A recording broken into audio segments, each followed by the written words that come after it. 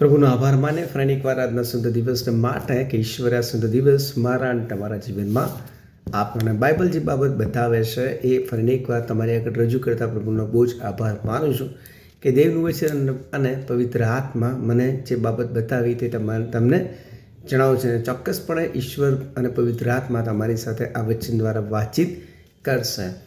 ઉત્પત્તિનું પુસ્તક અને તેનો 6ઠ્ઠો અધ્યાય કે જ્યાં નૂની વાત લખવામાં આવેલી છે. ઉત્પત્તિનું પુસ્તક અને તેનો 6ઠ્ઠો અધ્યાય કે જ્યાં નૂની વાત લખવામાં આવેલી છે. અને અહીંયા બે પ્રકારના માણસની વાત બાઇબલ જણાવે છે. ઈશ્વર કોને શોધી રહ્યો છે.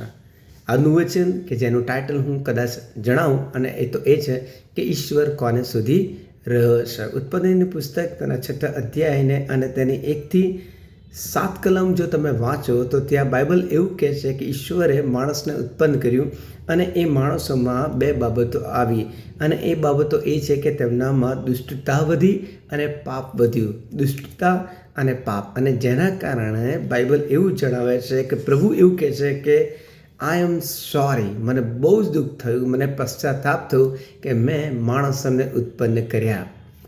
માણસો પાપમાં આગળને આગળ વધતા ગયા, માણસોમાં દુષ્ટતાઓ બહુ જ વધી ગઈ અને જેના કારણે બાઇબલ એવું કહે છે કે પ્રભુને ઈશ્વરને જાતે પસ્તાવો થયો, તેમને દુઃખ થયું કે શા માટે મેં માણસોને ઉત્પન્ન કર્યા. God felt sorry. પણ એ જ અધ્યાયમાં ઉત્પત્તિ 6માં બાઇબલ એવું કહે છે કે જ્યારે ઈશ્વરે નૂહને જોયા ત્યારે એમ કહે છે કે નૂહના જીવનમાં ઈશ્વરની કૃપા આવી. પ્રભુ નૂહના જીવનથી પ્રસન્ન થયા. શા માટે પ્રસન્ન થયા? તો નૂહમાં બે બાબત પ્રભુએ જોઈ અને એ બે બાબત એવું કહે છે કે પહેલી બાબત કે નૂહ વોઝ અ જસ્ટ મેન. નૂહ ખૂબ જ ન્યાયી માણસ હતો, પ્રમાણિક માણસ નૂહ હતો તેના જીવનમાં, તેના કાર્યમાં અને તેની જીવનશૈલીમાં.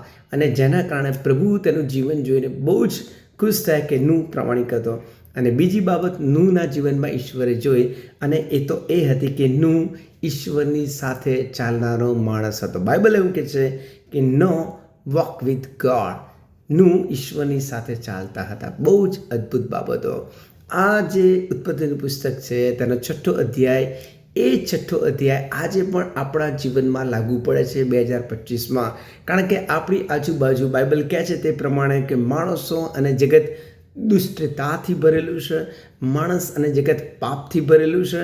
અને આપણે આજુબાજુ આવા જ લોકોને કદાચ જોતા હોઈશું, આવા દુનિયાને જોઈ રહ્યા છે કે જે ભયંકર પાપમાં આગળ વધી રહી છે અને ચારે બાજુ દુષ્ટતા જોવા મળે છે. અને એવા સૌની અંદર નૂહના જીવન વિશે બાઇબલ એમ કહે છે કે he was faithful, he was just અને હી વોક વિથ ગોડ. જો આપણે ઈચ્છે છે, આપણે જો આપણા જીવનમાં ઈશ્વર આપણને જોવા માગે છે તો પ્રભુ આપણી પાસે શું માગે છે?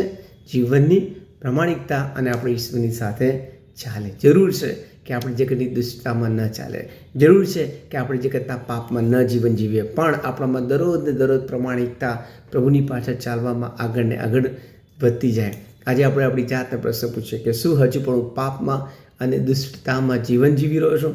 મારામાં પ્રમાણિકતા નથી, હું ઈશ્વરની સાથે ચાલતો નથી. તો સમય છે કે આજે આપણે પાછા ફરીએ.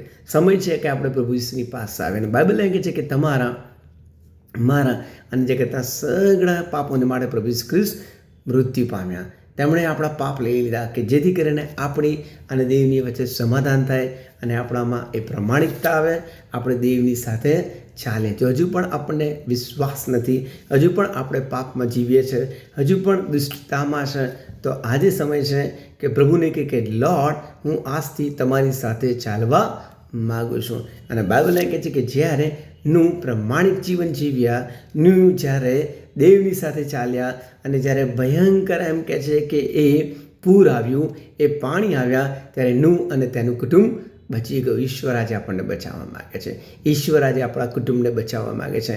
પણ બાઇબલ એમ કહે છે કે આપણામાં પ્રમાણિકપણે ચાલવાનું અને દેવની સાથે ચાલવું પડશે અને દેવની સાથે ચાલવું જોઈએ. ત્યારે આવો પોતાના જીવન વિશે વિચાર કરીએ, પોતાના કુટુંબ વિશે વિચાર કરીએ અને પોતાની જાતને પ્રશ્ન પૂછીએ કે એમ આઈ ઓનેસ્ટ? હું પ્રમાણિક છું મારા કાર્યમાં, જીવનશૈલીમાં નથી?